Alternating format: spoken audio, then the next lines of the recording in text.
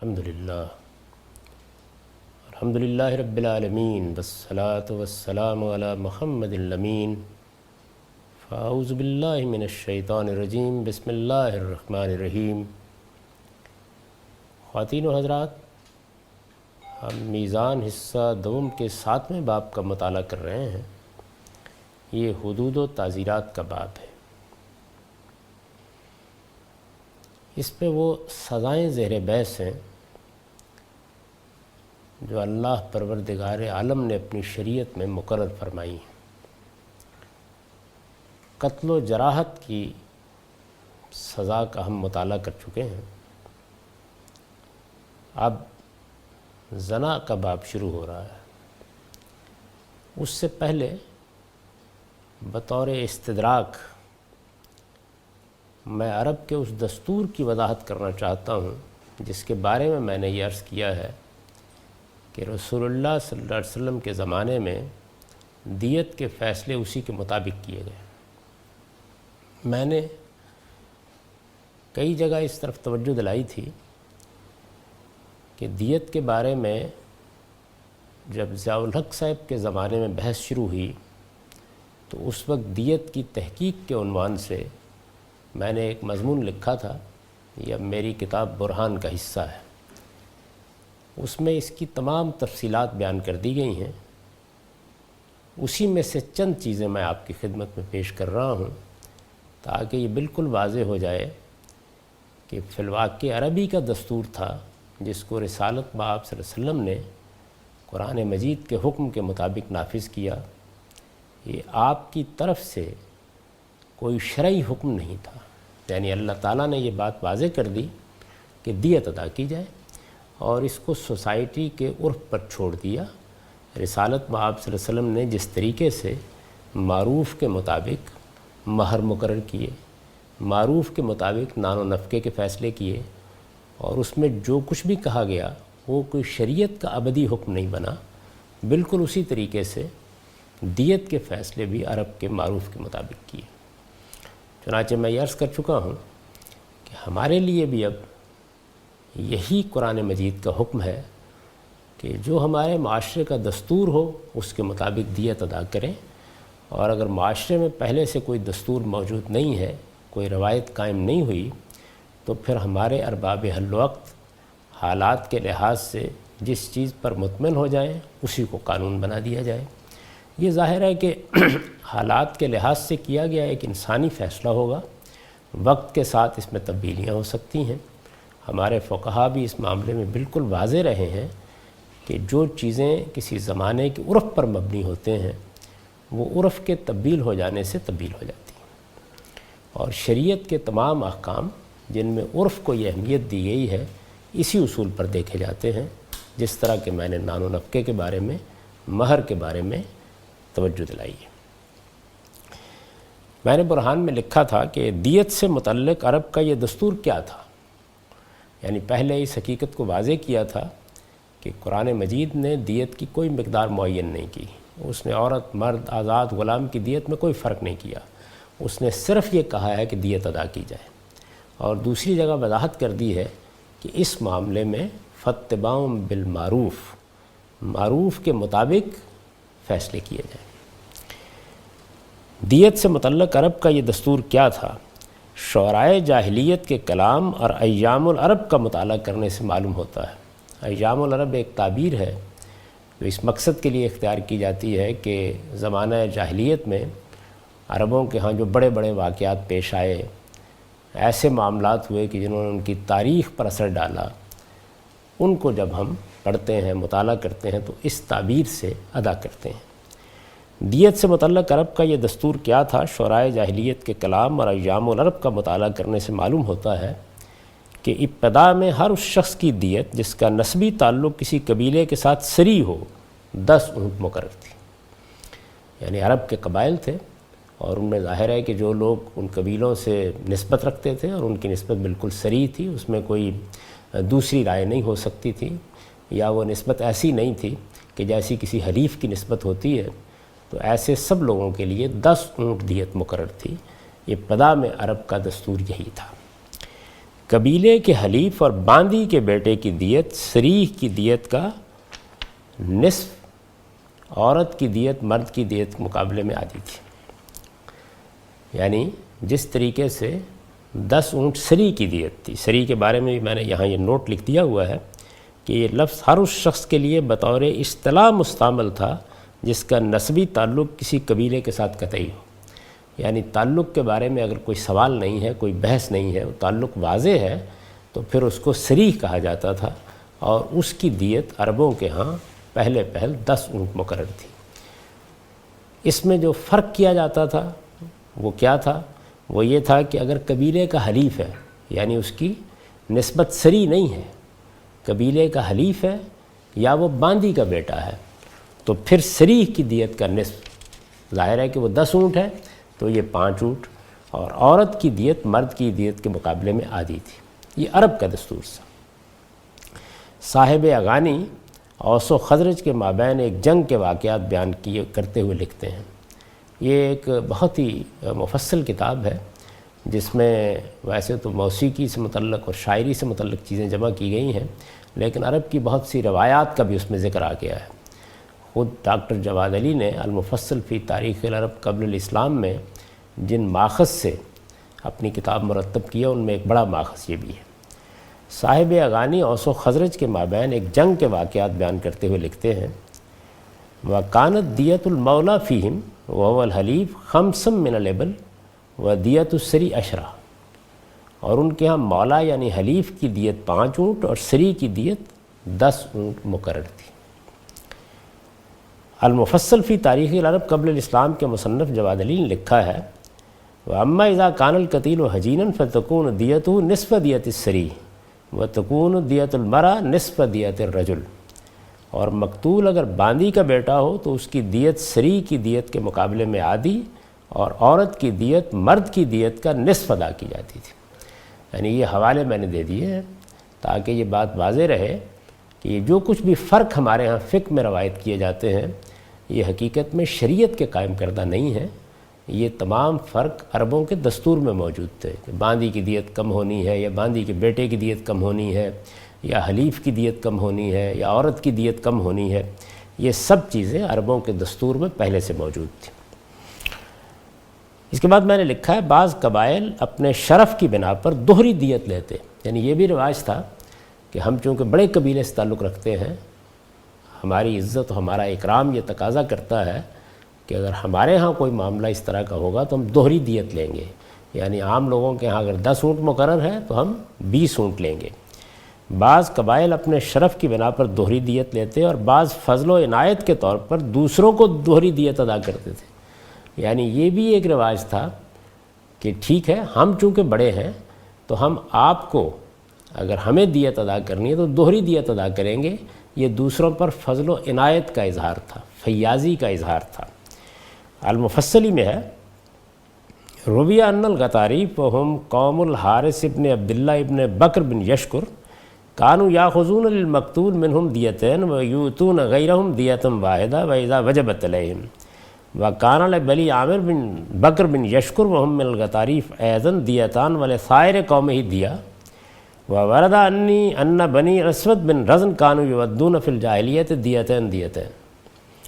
بیان کیا جاتا ہے کہ غطاریف یعنی حارث بن عبداللہ بن بکر بن یشکر کی قوم کے لوگ اپنے مقتول کے لیے 2 دیتیں لیتے تھے، اور دوسروں کو اگر خود ان پر دیت ادا کرنا واجب ہو جائے تو 1 دیت دیتے تھے۔ بنی عامر بن بکر بن یشکر کے لیے، جن کے بزرگ عامر ہی کو غطریف کہا جاتا تھا، 2 دیتیں، اور باقی ساری قوم کے لیے 1 دیت مقرر تھی۔ اسی طرح روایات میں آتا ہے کہ بنی اسود بن رزن جاہلیت کے زمانے میں دوسروں کو دوہری دیت ادا کرتے تھے۔ یعنی یہ مختلف قسم کے رواج ہیں، ان کے ہاں کیا کیا چیزیں معروف تھیں ان کا ایک تعارف کرا دیا ہے تاکہ یہ اندازہ ہو سکے کہ عربوں کے ہاں دیت کا ایک قانون پہلے سے موجود تھا۔ یہ قانون جاہلیت کی روایات سے پیدا ہوا، اور اس میں اس نوعیت کی بہت سی چیزیں تھیں کہ فلاں سے دوہری دیت لیں گے، فلاں کو آدھی دیت دیں گے۔ جواد علی لکھتے ہیں، وَلَمْ يَكُنْ هَذَا التَّحْدِيدُ عَنْ ضُعْفٍ وَإِنَّمَا هُوَ رَغْبَةٌ مِّنْهُمْ فِي الْإِفْضَالِ عَلَىٰ ذَوِي الْقَتِيلِ۔ یہ جو زیادہ دیت دینا ہے اس کے بارے میں انہوں نے لکھا ہے، اور دوہری دیت ادا کرنے کی یہ پابندی کسی ضعف کی بنا پر نہیں بلکہ ان کی طرف سے مقتول کے ورثہ پر فضل و عنایت کے طور پر تھی۔ یعنی وہ یہ سمجھتے تھے کہ ہمیں دوسروں پر احسان کرنا چاہیے، ہم چونکہ ایک برتری کے مقام پر ہیں تو ہمیں بہت فیاضی کے ساتھ دیت ادا کرنی چاہیے، اپنے کسی ضعف یا کمزوری کی بنا پر نہیں، اس احساس کے تحت دوہری دیت ادا کرتے تھے۔ بادشاہوں کی دیت 1000 اونٹ مقرر تھی، یعنی اس سے پہلے ہم پڑھ چکے ہیں کہ سری کی دیت 10 اونٹ، بعض قبائل دوہری دیت لیتے تھے تو 20 اونٹ ہو گئی، باندی کے بیٹے کی سری کا نصف یعنی 5 اونٹ، عورت کی بھی اسی طریقے سے نصف، لیکن بادشاہوں کی دیت 1000 اونٹ مقرر تھی اور اسے دیت الملوک کہا جاتا تھا۔ یعنی اگر کسی بادشاہ کو مار دیا گیا ہے تو پھر 1000 اونٹ کا مطالبہ کیا جاتا تھا۔ یہ کرات بن حنشہ ساردی ہے، یہ بنی فزارہ کی مدح کر رہا ہے اور یہ کہتا ہے کہ وَنَحْنُ رَحَنَّ الْقَوْسَ سُمَّتْ فُودِيَتْ بِأَلْفٍ عَلَىٰ ظَاهِرِ الْفَزَارِيِ أَقْرَىٰ بِعَشْرِ مَيْنَ لِلْمَلُوكِ صَاحِبِهَا لَيُوفِيَ السَّيَّارُ بْنُ عَمْرٍ فَأَسْرَىٰ، اور ہم نے کمان رہن رکھی، پھر فزاری کے مال میں سے پورے 1000 اونٹ اس کے لیے بطور فدیہ دیے گئے، یعنی 100 اونٹ جو بادشاہوں کی دیت ہے اس کے ایفاء کے لیے سیار بن عمر نے کوشش کی اور یہ ذمہ داری بغیر تاخیر کے پوری کر دی۔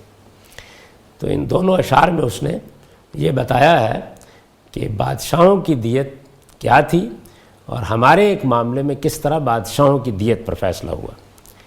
یہ عربوں کے رواج کا ایک خلاصہ ہے جو میں نے آپ کے سامنے رکھ دیا۔ اب اس میں ایک تبدیلی ہوئی، وہ تبدیلی کیا تھی؟ نبی صلی اللہ علیہ وسلم کی ولادت سے چند سال پہلے اس دستور میں ایک غیر معمولی تبدیلی واقع ہوئی۔ بیان کیا جاتا ہے کہ حضور کے دادا عبد المطلب نے نظر مانی تھی کہ اگر اللہ تعالیٰ انہیں 10 بیٹے عطا کریں گے تو وہ ان میں سے ایک قربانی کے طور پر ذبح کر دیں گے۔ یہ عام طور پر آپ نے سن رکھا ہوگا کہ عبد المطلب نے رسول اللہ صلی اللہ علیہ وسلم کی ولادت سے پہلے یہ نظر مانی تھی، چنانچہ جب اللہ نے ان کی آرزو پوری کر دی تو انہوں نے بھی اپنی نظر پوری کرنی چاہیے، یعنی 10 بیٹے ہو گئے تو اب انہوں نے یہ چاہا کہ جو نظر انہوں نے مانی تھی وہ اس کو پوری کرے۔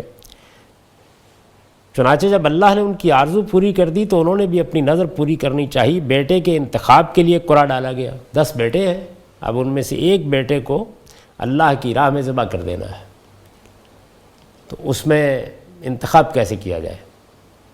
باپ کسی ایک بیٹے کے بارے میں تو یہ فیصلہ نہیں کر سکتا، تو انہوں نے قرعہ ڈالا تاکہ اس میں اللہ ہی کی مرضی معلوم کر لی جائے۔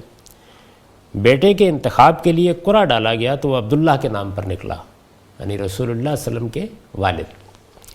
عبد المطلب انہیں قربانگاہ کی طرف لے جا رہے تھے کہ لوگوں نے انہیں روکا اور بیٹے کے فدیے میں اونٹ ذبح کرنے کا مشورہ دیا۔ یعنی لوگوں نے یہ کہا کہ یہ آپ کو کام نہیں کرنا چاہیے، آپ کا بیٹا ہے، آپ اس کے فدیے میں اونٹ ذبح کر دیں اور اللہ تعالیٰ اس کو قبول فرمائیں گے۔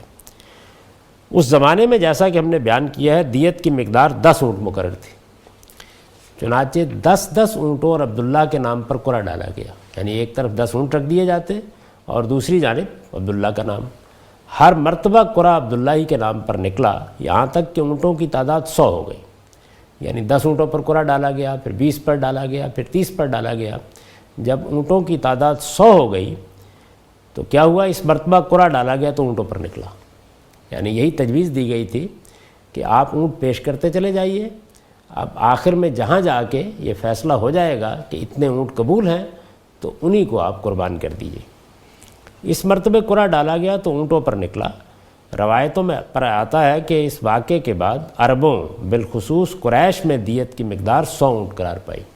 یہ جو فقہ میں ہم سنتے ہیں کہ دیت کی مقدار 100 اونٹ ہے، وہ اس طرح مقرر ہوئی، یہ رسالت مآب صلی اللہ علیہ وسلم کی مقرر کردہ مقدار نہیں ہے، عرب کا دستور ہے جو آپ کی ولادت سے بھی پہلے قائم ہو گیا تھا۔ پہلے 10 اونٹ مقرر تھی، اس کے بعد 100 اونٹ مقرر ہو گئی۔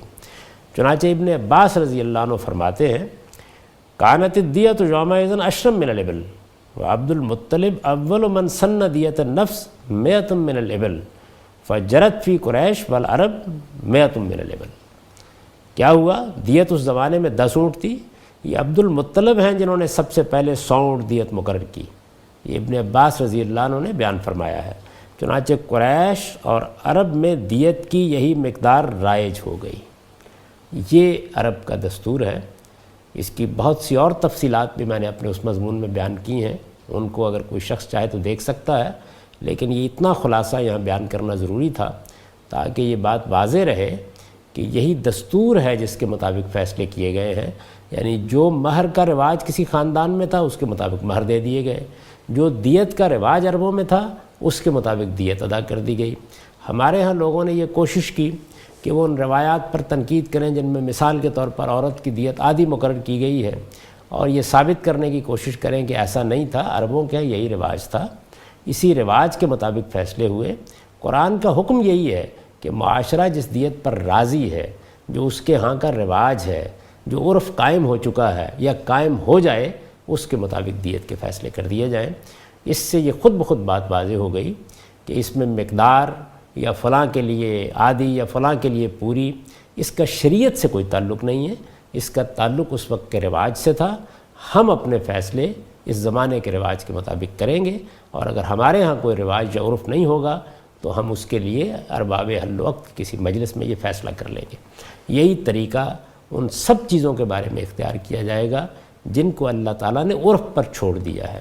یہ اللہ تعالیٰ نے عرف پر چھوڑ دیا ہے، ہم اللہ کے حکم میں کوئی ترمیم و تغیر نہیں کر رہے۔ اس کے بعد اب اس باب کی ابتدا کرتے ہیں جس میں زنا کی سزا بیان ہوئی ہے۔ اس میں سورہ نور کی آیت 2-3 سر عنوان ہے۔ اللہ تعالیٰ نے ارشاد فرمایا ہے: الزانیۃ والزانی فاجلدوا کل واحد منہما 100 جلدہ ولا تأخذکم بہما رأفۃ فی دین اللہ ان کنتم تؤمنون باللہ والیوم الآخر ولیشہد عذابہما طائفۃ من المؤمنین الزانی لا ینکح الا زانیۃ او مشرکۃ والزانیۃ لا ینکحھا الا زان او مشرک وحرم ذلک علی المؤمنین۔ زانی مرد ہو یا عورت، دونوں میں سے ہر ایک کو 100 کوڑے مارو، اور اللہ کے اس قانون کو نافذ کرنے میں ان کے ساتھ کسی نرمی کا جذبہ تمہیں دامنگیر نہ ہونے پائے، اگر تم اللہ اور قیامت کے دن پر فی الواقع ایمان رکھتے ہو، اور ان کی سزا کے وقت مسلمانوں کی ایک جماعت وہاں موجود رہنی چاہیے۔ یہ زانی یعنی جس کو سزا دے دی گئی ہے، یہ زانی نکاح نہ کرنے پائے مگر زانیہ اور مشرکہ کے ساتھ، اور اس زانیہ کے ساتھ نکاح نہ کرے مگر کوئی زانی یا مشرک، اہل ایمان پر یہ بہرحال حرام ٹھہرایا گیا ہے۔ یہ سورہ نور میں زنا کی سزا کا قانون ہے۔ یہ قانون جن الفاظ میں بیان کیا گیا ہے، جس شان کے ساتھ بیان کیا گیا ہے، اس سے بالکل واضح ہے کہ یہ خدا کی ابدی شریعت ہے۔ ہم قیامت تک کے لیے اس حکم کے پابند ہیں۔ جہاں یہ قانون بیان کیا گیا ہے وہاں ابتدائی یہاں سے کی ہے کہ سورۃ انزلناہا وفرضناہا، یعنی ہم نے یہ صورت نازل کی ہے اور ہم نے اس کے اندر جو باتیں کہی ہیں وہ لوگوں پر لازم ٹھہرا دی ہیں۔ اس کے سیاق میں سباق میں کوئی چیز ایسی نہیں ہے جو اس قانون کو کسی زمانے کے ساتھ خاص کرتی ہو، کسی وقت کے ساتھ خاص کرتی ہو، کسی گروہ کے ساتھ خاص کرتی ہو، کسی قبیلے کے ساتھ خاص کرتی ہو۔ اہل ایمان کے لیے اللہ کا قانون یہ ہے۔ اور میں یہ بات اس سے پہلے بھی عرض کر چکا ہوں کہ جو سزائیں بھی اسلامی شریعت میں مقرر کی گئی ہیں ان میں یہ چیز ملحوظ ہے کہ ایک شخص نے پورے شعور کے ساتھ اللہ کے دین کو قبول کیا۔ یہ جانتے ہیں اللہ کے دین کو قبول کرنے کا مطلب کیا ہے؟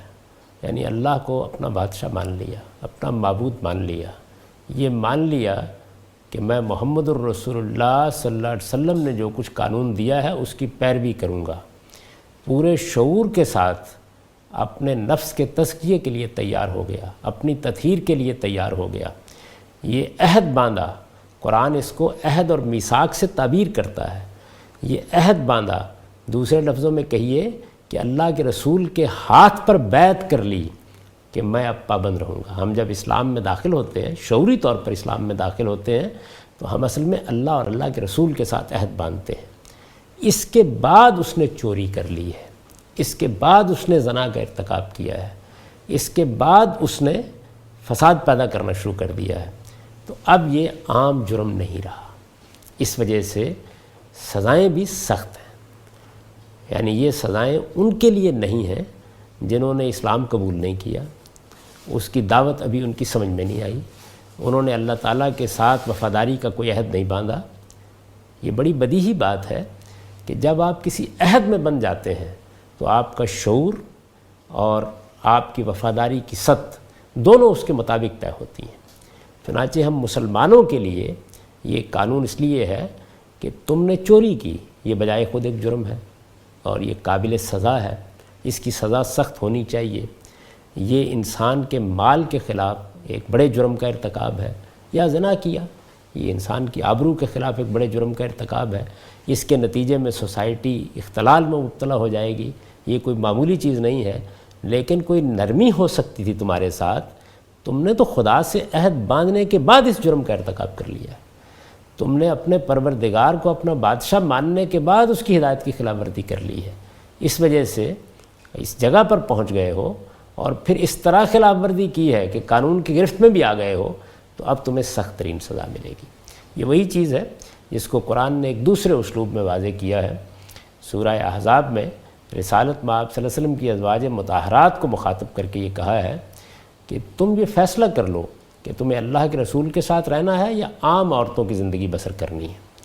اور پھر جب انہوں نے فیصلہ کر لیا تو فرمایا کہ یہ سمجھ لو کہ اس کے بعد کچھ زائد پابندیاں بھی قبول کرنی پڑیں گی اور ایسی زندگی بھی بسر کرنی ہوگی کہ جس میں اگر کوئی بھلائی کا رویہ اختیار کرو گی تو اللہ دوہرا اجر دے گا، لیکن اگر برائی کا رویہ خدا نخواستہ اختیار کرو گی تو اس کے نتیجے میں دوہرا عذاب ہوگا، دوہری سزا ہوگی۔ تو اس سے قرآن مجید نے یہ اصول واضح کر دیا کہ جس وقت ہم اللہ کے ساتھ کوئی عہد باندھتے ہیں یا اپنے آزادانہ مرضی سے کوئی فیصلہ کرتے ہیں کہ ہم اللہ کے ہو کر رہیں گے، اللہ تعالیٰ کی سچی معرفت ہم کو حاصل ہو جاتی ہے اور ہم اس کو اپنا بادشاہ مان کر اس کے حلقہ اطاعت میں داخل ہو جاتے ہیں، یا اللہ کے رسول کے بارے میں یہ فیصلہ کر لیتے ہیں کہ وہ اللہ کے پیغامبر کی حیثیت سے اب ہمارے لیے مقتدیٰ ہیں اور ہم ان کی پیروی کریں گے، ان کی اطاعت کریں گے، ان کے دین پر قائم رہیں گے، ان کے دین کے حدود کی پابندی کریں گے، اللہ تعالیٰ کے حضور میں پاکیزگی کے ساتھ داخل ہونے کی جد و جہد کریں گے۔ جب ہم یہ فیصلہ کر لیتے ہیں، جب ہم یہ عہد کر لیتے ہیں تو اس کے بعد ہماری نوعیت عام انسانوں کی سی نہیں رہتی۔ قرآن مجید میں جو سزائیں بیان کی گئی ہیں ان کو اس زاویے سے دیکھنا چاہیے، صرف یہ خیال نہیں کر لینا چاہیے کہ یہ جو سزائیں بیان کی گئی ہیں یہ فلاں جرم کی سزا ہیں، اور چونکہ دنیا میں فلاں جرم کی یہ سزا دی جاتی ہے اور فلاں کی یہ سزا دی جاتی ہے، اس وجہ سے یہ سزائیں بظاہر سمجھ میں نہیں آ رہی ہیں۔ یہ سزائیں ان لوگوں کے لیے ہیں جنہوں نے اللہ تعالیٰ کے ساتھ، اللہ کے رسول کے ساتھ عہد اطاعت باندھنے کے بعد اس جرم کا ارتکاب کیا ہے، اس لیے ان کے اس دینیاتی پہلو کو ملحوظ رکھتے ہوئے ان کے بارے میں کوئی رائے قائم کرنی چاہیے۔ دوسری چیز میں واضح کر چکا ہوں کہ یہ جو سزائیں ہیں ان کے بارے میں انسانی عقل کے پاس کوئی بنیادی موجود نہیں ہے کہ وہ ان پہ تنقید کر سکے، یعنی انسانی عقل ایسا کوئی قاعدہ بھی تک ایجاد نہیں کر سکی کہ جس میں یہ کہا جا سکے کہ چوری مثال کے طور پر اس درجے کا جرم ہے اور اس کی سزا 3 سال قید ہونی چاہیے، یا زنا اس درجے کا جرم ہے اور اس کی سزا 10 سال 15 سال قید ہونی چاہیے یا 10 کوڑے ہونی چاہیے۔ اس طرح کی کوئی بنیاد موجود نہیں ہے۔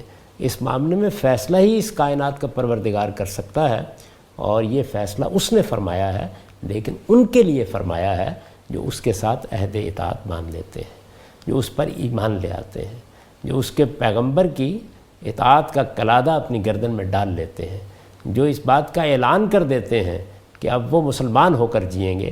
ہمارے ہاں یہ سب کچھ جو بحث مباحث ہے اس کی بڑی وجہ یہ ہوتی ہے کہ جن لوگوں نے اس وقت اسلام قبول کر رکھا ہے وہ ان کے لیے ایک نسلی روایت ہے، ایک تہذیبی ورثہ ہے، انہوں نے شعور کے ساتھ اس کو قبول نہیں کیا ہوتا، وہ اس عہد و میثاق کی اہمیت ہی کو نہیں سمجھتے کہ مسلمان ہونے کے معنی کیا ہے۔ مسلمان ہونا کسی قوم میں شامل ہونا نہیں ہے یا کسی قوم سے متعلق ہونا نہیں ہے، یعنی ایک آدمی راجپوت ہے اور ایک آدمی افغان ہے اور ایک آدمی سادات میں سے ہے، یہ چیز نہیں ہے۔ یہ اس بات کا شعوری اعلان ہے کہ میں نے اللہ کو مانا ہے، اللہ کے پیغمبر کو مانا ہے اور ان کی اطاعت کا عہد باندھ لیا ہے۔ یہی اصول ہے جس کو سامنے رکھ کر قرآن مجید نے بنی اسرائیل کو احکام دیے۔ بنی اسرائیل کی جو شریعت بیان ہوئی ہے، اگر آپ تورات کو خاص طور پر کتاب استثناء کو پڑھیں تو یہ معلوم ہو جائے گا کہ بنی اسرائیل کا معاملہ ہم سے بھی مختلف ہے۔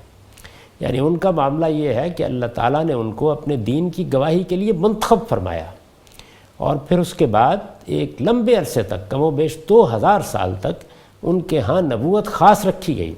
ان کو ایک جگہ سے نکالا گیا، مصر سے سیدنا موسیٰ علیہ السلام کی قیادت میں ان کو نکالا گیا، اور پھر اس کے بعد ان کو کنعان میں، جو اب فلسطین کہلاتا ہے، آباد کیا گیا۔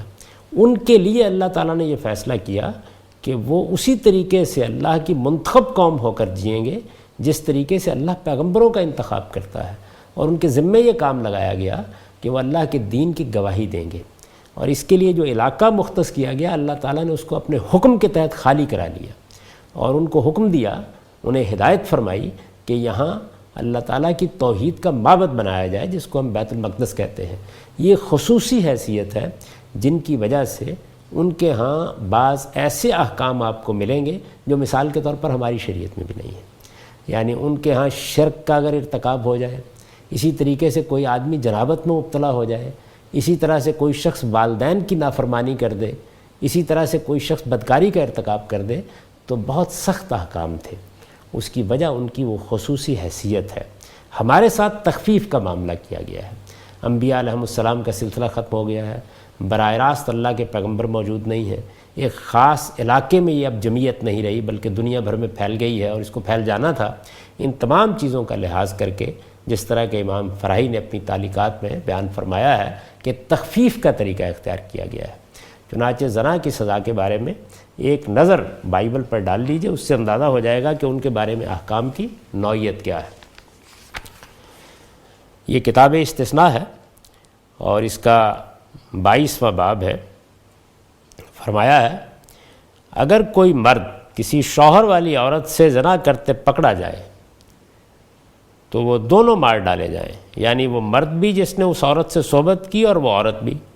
یوں تو اسرائیل میں سے ایسی برائی کو دفع کرنا، یعنی اسرائیل کی چونکہ خاص حیثیت ہے، بنی اسرائیل کی، وہ اللہ کی ایک منتخب قوم کی حیثیت سے خاص علاقے میں آباد کر دیے گئے ہیں، ان کے لیے معبد بنانے کے بھی خصوصی احکام ہیں۔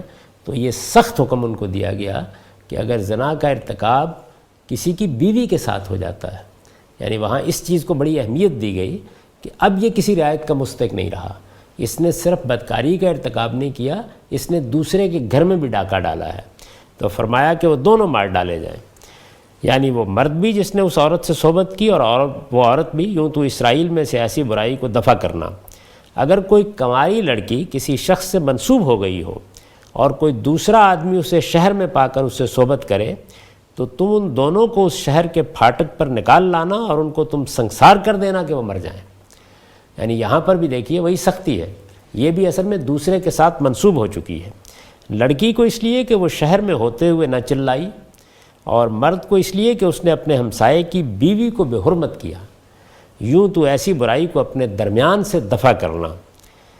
پر اگر اس آدمی کو وہی لڑکی جس کی نسبت ہو چکی ہو کسی میدان میں یا کھیت میں مل جائے اور وہ آدمی جبراً اس سے صحبت کرے، تو فقط وہ آدمی ہی جس نے صحبت کی مار ڈالا جائے، پر اس لڑکی سے کچھ نہ کہنا، کیونکہ لڑکی کا ایسا گناہ نہیں جس سے وہ قتل کے لائق ٹھہرے۔ اس لیے کہ یہ بات ایسی ہے جیسے کوئی اپنے ہمسائے پر حملہ کرے اور اسے مار ڈالے، کیونکہ وہ لڑکی اسے میدان میں ملی اور وہ منصوبہ لڑکی چلائی بھی، پر وہاں کوئی ایسا نہ تھا جو اسے چھڑاتا۔ تو یہ گویا ریپ کا بھی قانون بیان کر دیا۔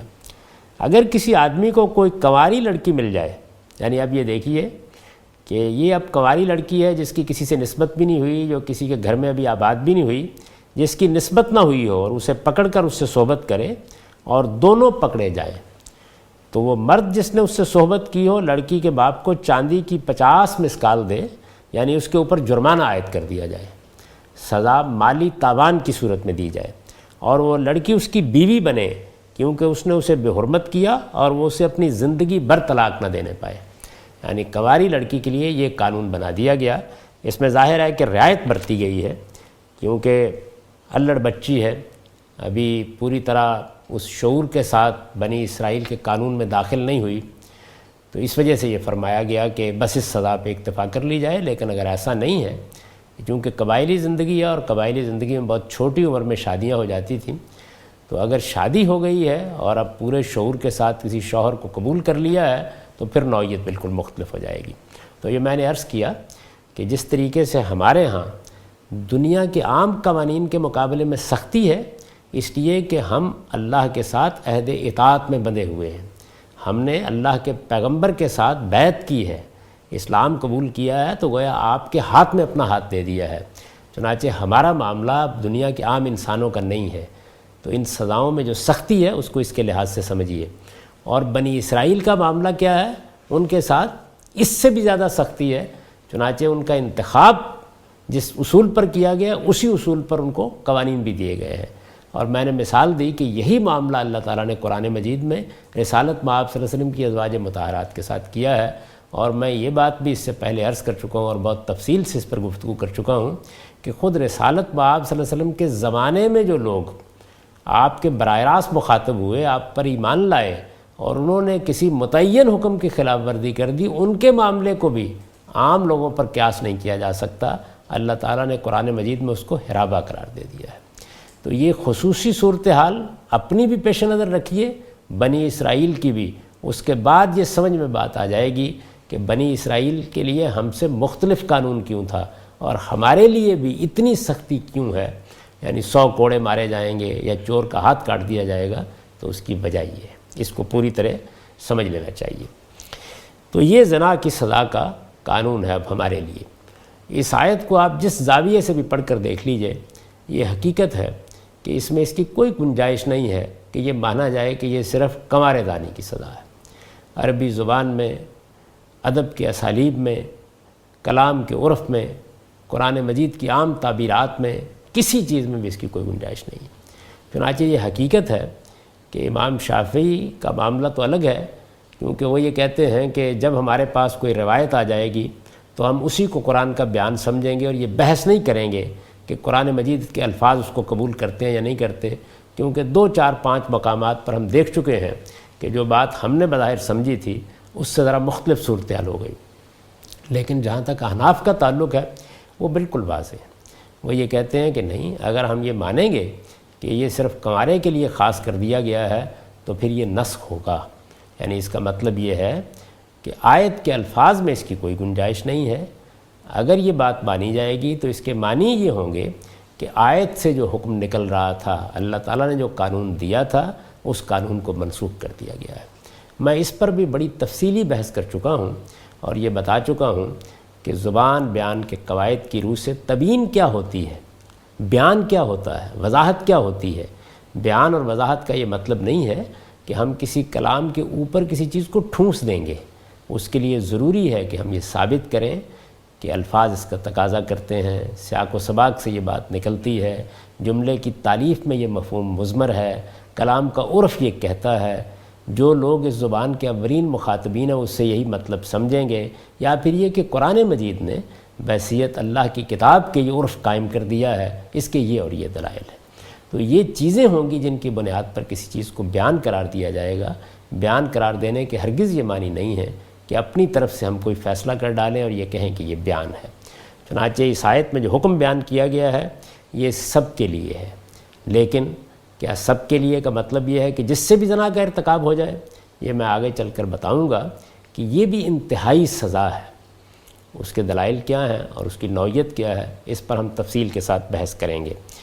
اور پھر یہ دیکھنے کی کوشش کریں گے کہ اللہ تعالیٰ نے یہ قانون دیا ہے تو اس قانون کے ذریعے سے وہ کیا چیز ہے جس کو مقصود بنایا ہے. یہ بحث چونکہ بہت تفصیل کا تقاضا کرتی ہے اور آگے ہمیں اس کے بعض پہلوؤں کا جائزہ لینا ہے، اس وجہ سے اب وقت کا احساس کرتے ہوئے آج کی گفتگو یہیں ختم کرتے ہیں. اقول قولی ھذا واستغفر اللہ لی ولکم ولسائر المؤمنین.